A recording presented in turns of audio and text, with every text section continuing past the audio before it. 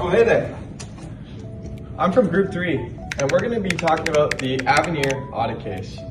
So, to start it off, what we found was, across the audit, we found major issues in office equipment, computer hardware, accounts receivable, buildings, changes in accounts policy, government grants, revenue recognition, the server farm, and investments. Yeah, that's a lot of problems. So we're going to start off with the office equipment and computer hardware IS-16. First, Avenir made several mistakes when accounting for its office equipment and computer hardware.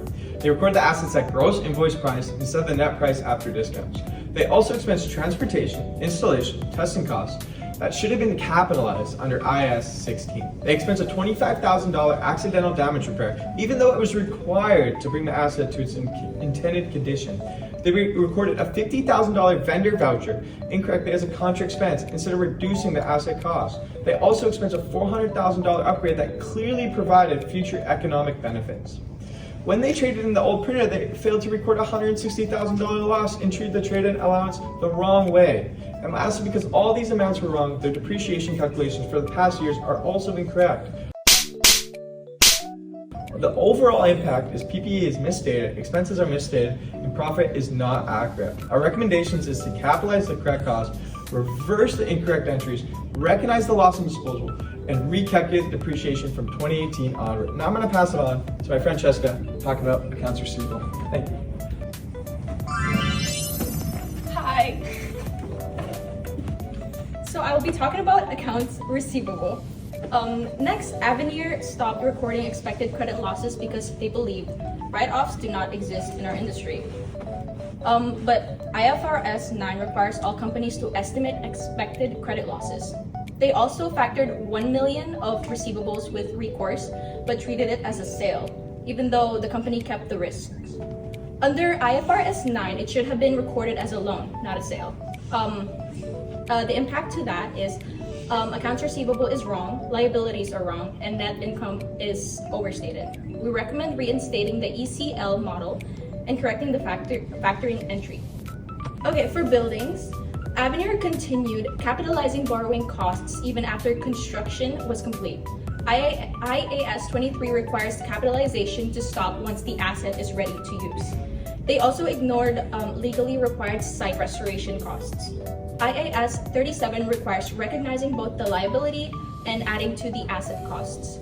The impact to this is assets were severely overstated, liabilities are understated, and expenses are understated. We recommend stopping capitalization at completion and recording the restoration provision. Now I'll pass it on to my friend Alicia. I'll bring the chair to you. Hello! I will be talking about the changes in accounting policies and asset valuations of the Avenir company. So Avenir had made several changes in the accounting policy were not supported by the IFRS. The first change is when they went from straight line method to the double declining depreciation method, and they have shortened the useful life of the without proper justification on the furnitures and the fixtures.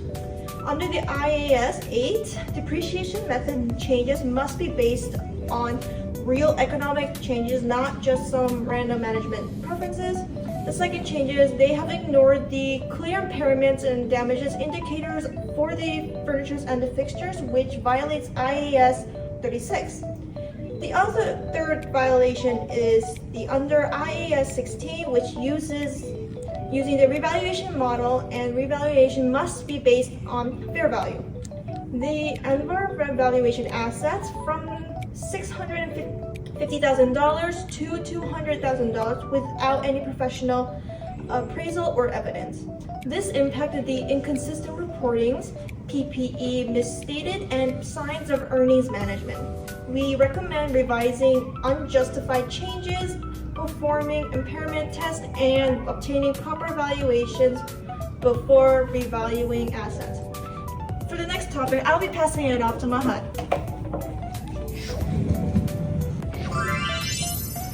Hello! I'll be discussing government grants. Avenir received a $500,000 government grant tied to keeping a certain number of employees, which they did not meet the condition of, but still record the entire grant as a revenue. IAS 20 requires grants linked to conditions to be recorded as liabilities until the conditions are met. This impacted revenue by overstating it by $350,000 and understating liabilities by that same amount. We recommend reversing the excess revenue and recognizing the grant gradually over the server farm's useful life. Next, I'll be discussing revenue recognition. Avenir had several major revenue recognition issues. First, they recorded the entire 3-year subscription upfront instead of over time.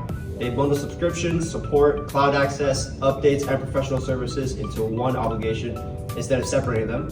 They recorded renewal fees before customers actually renewed. They ignored their own delivery pattern, which is 70% in year 1 and 30% in year 2. They also failed to allocate the $21,600 contract price across the different servers. This impact was that year 1 revenue was overstated and year 2 was understated, and deferred revenue is completely wrong. We recommend separating performances obligations and allocating prices properly and recognizing revenue over time. I'll be calling over Ting to complete. Alright.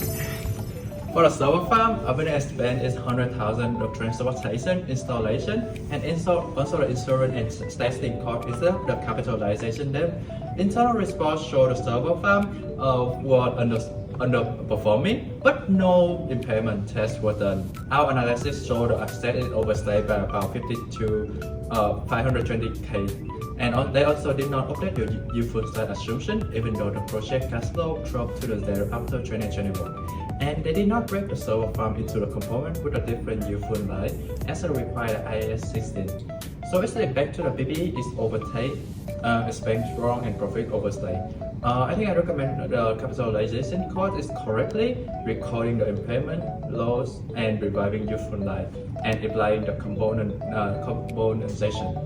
Last one for the investment, Avenir measure all the investment at the historical cost. FR9 we require the fair value for equity investment and amortization cost for the bond. Impact to the investment balance and material mistake. I think I recommend that revaluing equity investment and apply amortization cost to the bond. All right, let's get serious. So for our final conclusion, okay? Avenir's financial statements contain widespread and material misstatements across PPE, receivables, revenue recognition, government grants, impairment, and investments. They clearly have a lot of things to work out. We do not recommend Magnificent Investment Group to proceed with the acquisition, as Avenir has created lots of mistakes and they're untrustworthy. They would not be good business partners, and we do not recommend them. Thank you.